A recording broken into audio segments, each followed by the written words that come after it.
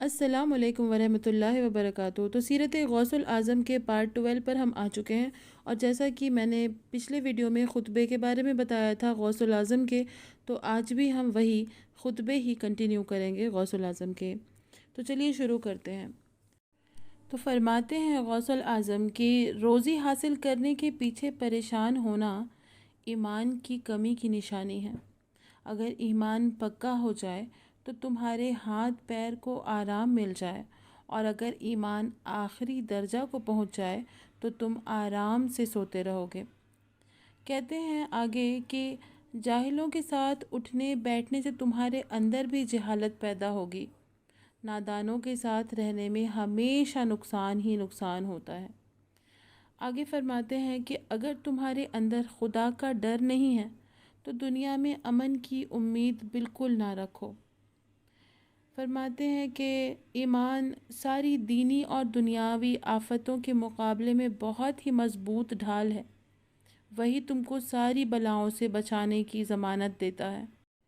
فرماتے ہیں کہ مومن کے دل میں جب تک لالچ یا مخلوق میں سے کسی کا خوف باقی ہے، اس کا ایمان کامل نہیں ہو سکتا۔ اور آگے کہتے ہیں کہ علم حاصل کرو، اس لیے کہ بغیر علم کے عبادت میں کوئی خوبی نہیں۔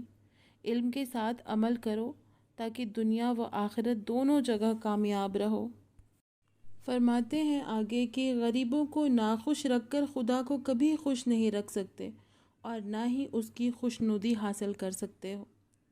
کہتے ہیں کہ اگر تم دنیا و آخرت کی بادشاہت چاہتے ہو تو اپنے آپ کو خدا کے حوالے کر دو۔ آگے انہوں نے فرمایا کہ سچا تقوی یہ ہے کہ اللہ نے جس کام کے کرنے کا حکم دیا ہے اس کو کرو، اور جس کو چھوڑنے کا حکم دیا ہے اسے چھوڑ دو۔ فرماتے ہیں غوث العظم کہ جب تمہیں کوئی بیماری آ پہنچے تو صبر کرو، اور صبر سے اس کا استقبال کرو، اور سکون سے رہو یہاں تک کہ وہ بیماری دوا بن جائے گی۔ کہتے ہیں کہ گناہ ایمان و یقین کو بیمار بنا دیتا ہے، اور توبہ ذکر خیر یعنی اللہ کی یاد کی شفا دیتی ہے۔ فرماتے ہیں کہ لا الہ الا اللہ کو اخلاص کے ساتھ پڑھ کر اپنے شیطانوں کو دور ہٹاؤ۔ توحید انسانوں اور جناتوں میں سے دونوں قسم کے شیاطین کو جلا دیتی ہے۔ یہ کلمہ شیطانوں کے لیے آگ ہے اور اہل توحید کے لیے نور ہے۔ فرماتے ہیں کہ قرآن کا ایک کنارہ اللہ کے ہاتھ میں ہے، دوسرا مخلوق کے ہاتھ میں، بس اسی کو اللہ تک پہنچانے کا وسیلہ بناؤ، یعنی عمل کرو اس پر۔ فرماتے ہیں کہ اگر تم قرآن پر عمل کرو گے تو یہ تمہارے بازوؤں میں پنکھ لگا دے گا، جس کے ذریعے تم اڑ کر اپنے رب تک پہنچ سکتے ہو۔ فرماتے ہیں غوث العظم کی یہ دنیا آخرت کے لیے کام کرنے کی جگہ ہے۔ جب تو یہاں اچھی طرح اچھی مزدوری کرے گا تو وہاں بھی اچھی مزدوری پائے گا انشاءاللہ۔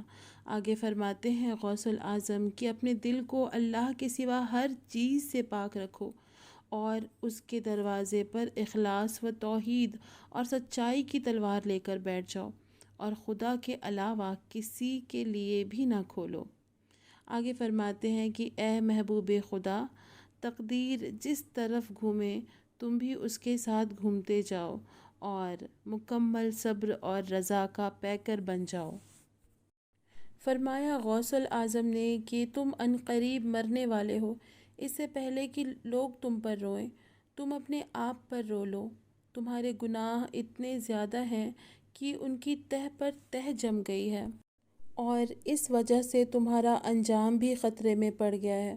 تمہارا دل دنیا کی محبت اور اس کی لالچ کے مرض میں پھنسا ہوا ہے۔ لوگوں اس کا علاج کر ڈالو۔ دنیا کو چھوڑ کر اپنے آقا سے رشتہ جوڑ لو، ساری چیزوں سے ناطہ توڑ لو۔ جو بھی چیز تم کو سرکش بنا دے اس کا لالچ چھوڑ دو، جو تمہارے لیے کافی ہو جائے بس اسی کا قناعت کرو۔ سمجھدار شخص جو ہوتے ہیں وہ کسی چیز سے بھی خوش نہیں ہوتے، کیونکہ وہ تو آخرت کی فکر میں ڈوبے رہتے ہیں۔ فرماتے ہیں غوث العظم کہ اللہ پر توکل کرنا یعنی بھروسہ کرنے والا جب کسی چیز کا حاجت مند ہوتا ہے تو وہ اپنی عاجزی اور توبہ کے قدم سے چل کر رب کے حضور حاضر ہوتا ہے۔ اگر خدا اس کو نواز دیتا ہے یا جو اسے چاہیے وہ دے دیتا ہے تو وہ اس کا شکر ادا کرتا ہے، اور اگر نہیں دیتا تو بغیر اعتراض اور حجت کے اس کی تقدیر اور فیصلے پر راضی ہو جاتا ہے۔ اپنے دین، تقوی اور ریاکاری کے ذریعے مال حاصل نہیں کرتا۔